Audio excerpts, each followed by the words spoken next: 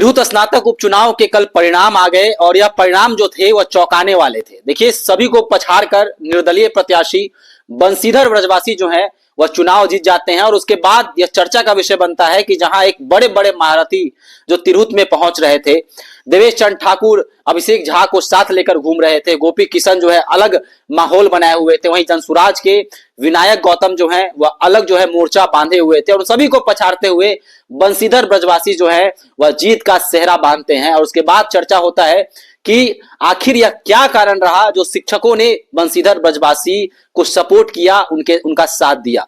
देखिए, तमाम मुद्दों पर बातचीत करने के लिए मेरे साथ फिर से पूर्व आईपीएस ऑफिसर अमिताभ दास सर मौजूद हैं। सर, क्या कुछ कहिएगा? बंशीधर ब्रजवासी जो है कल मीडिया को भी संबोधित किए हैं, उन्होंने कहा है कि यह शिक्षकों के आत्मसम्मान की लड़ाई थी और मुझे तो एमएलसी नीतीश कुमार ने बना दिया, के पाठक ने बना दिया। क्या कहेंगे? बात तो कुछ सही है ही, नहीं तो ऐसे तो अभी ब्रजवासी दी विधान परिषद में नहीं दिखाई देते। जिस तरह से उनको प्रताड़ित किया गया तो उसका कहीं ना कहीं उनको लाभ मिला है लोगों की सहानुभूति के रूप में। और देखिए, ये तो सब आप कह सकते हैं कि ये लोग बहुत ताकतवर खुद को समझ रहे थे, जो स्थापित पार्टियों के नेता थे, अभिषेक झा हो, गोपी किशन हो या जो विनायक गौतम हो। और जो बंशीधर ब्रजवासी जब लड़ भी रहे थे तो लोगों को लग रहा था कि सही टाइम पास करने के लिए आए हैं, लेकिन कई बार जो होता है ना कि चींटी भी हाथी के सूंड में घुस जाती है या हाथी के कान में घुस जाती है तो हाथी को परेशान कर देती है। तो वैसा ही कुछ ब्रजवासी ने भी किया और बहुत जीत का भी बहुत बड़ा अंतर है। और ये मतलब पलटू राम के लिए एक तरह से चिंता का विषय है। ऐसे तो कहने के लिए लोग कह रहे हैं कि नहीं, ये विधान परिषद का चुनाव था, मुख्यमंत्री तो विधानसभा के चुनाव से तय होता है वगैरह वगैरह। ठीक है, ये बात सही है कि मुख्यमंत्री को विधानसभा चुनती है, उसमें चुनाएंगे, लेकिन देखिए इससे जनता का मूड पता चलता है।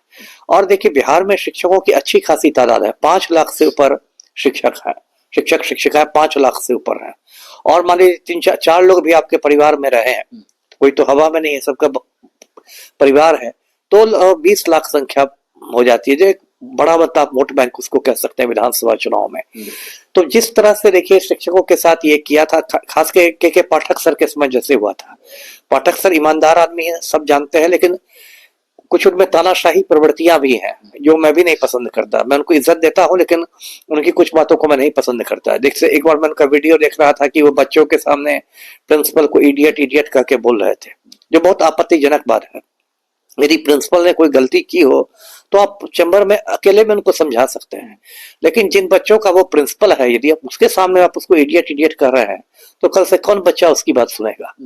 तो ये सब था। और एक तानाशाही वाली प्रवृत्ति थी पाठक सर में, और जिस तरह बंशीधर ब्रजवासी पर एक्शन लिया गया और ये हुआ। और उन्होंने एक वीडियो भी देखिए बनाया था मतदान के 2 रोज पहले, उनका वीडियो भी सोशल मीडिया पर वायरल हुआ था। तो अपने परिवार के सदस्यों के साथ थे और उसमें उन्होंने एक बहुत मतलब इमोशनल अपील की थी, भावुक अपील की थी लोगों से कि भाई आप लोग मेरा साथ दीजिए, और उसका भी असर पड़ा।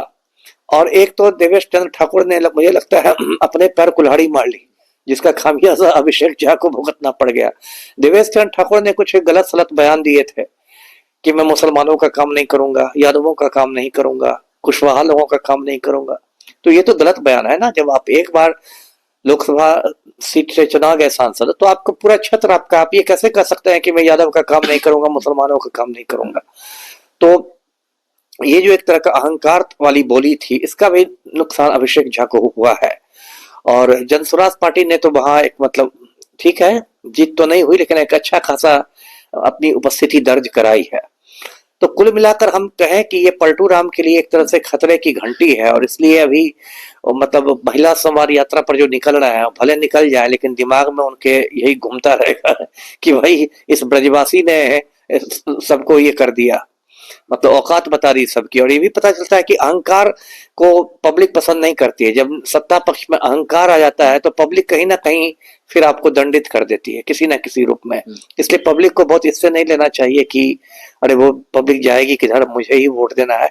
अब देखिए, वहां 22 साल से जदयू का कब्जा था, 22 साल से उस सीट पर, तिरहुत स्नातक पर जदयू का कब्जा था। खुद देवेश चंद्र ठाकुर 4 बार वहां के ये रहे, पार्षद रहे।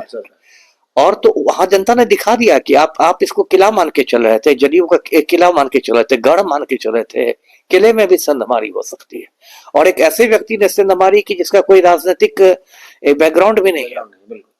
तो ये सारी बातें इस पर पूरे बिहार को, सारे नेताओं को मनन करना चाहिए, और जदयू में तो लगता है मनन शुरू भी हो गया होगा जी।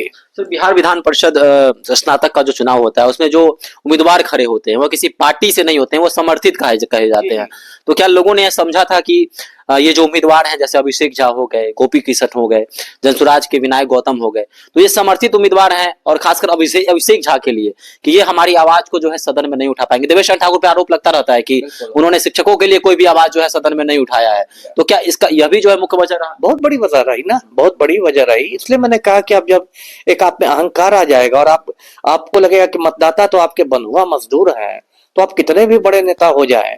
देवेश चंद्र ठाकुर तो विधान परिषद के सभापति थे, सांसद बनने के पहले वो काउंसिल के चेयरमैन थे, इतना सीनियर हो चुके थे। तो आप काउंसिल के चेयरमैन बन जाए या कुछ बन जाए, लेकिन यदि आप में अहंकार आ जाएगा कि जो मेरे मतदाता है तो मेरे बंधुआ मजदूर हैं, वो तो हम ही को वोट देंगे, मैं किसी को खड़ा कर दूं मुझे ही वोट मिलेगा, तो ये तो रावण का अहंकार चला ही नहीं। तो ये लोग तो टुटपुजिया नेता लोग हैं। जनता बीच बीच में सबक सिखाती है, अच्छा लगता है कि देश में लोकतंत्र की जड़ें मजबूत है। इससे तो सबको सीख मिलती है ना कि लोकतंत्र की जड़ें मजबूत है। कहा गया आपका। और देखिए, एक बात मैं ये भी कहता हूं कि आजकल तो सभी चुनाव में पैसे का भी मतलब खुला खेल होता है।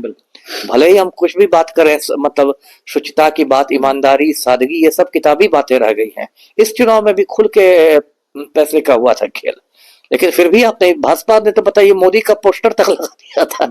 एक छोटे से चुनाव में प्रधानमंत्री को खींच के ले आए थे, और वो भी जादू नहीं चला। तो सभी पार्टियों को सोचता है कि 11 महीना ज्यादा समय नहीं होते, विधानसभा चुनाव 11 महीने बाद है ना, 11 महीना तो देखते देखते निकल जाएंगे, है ना।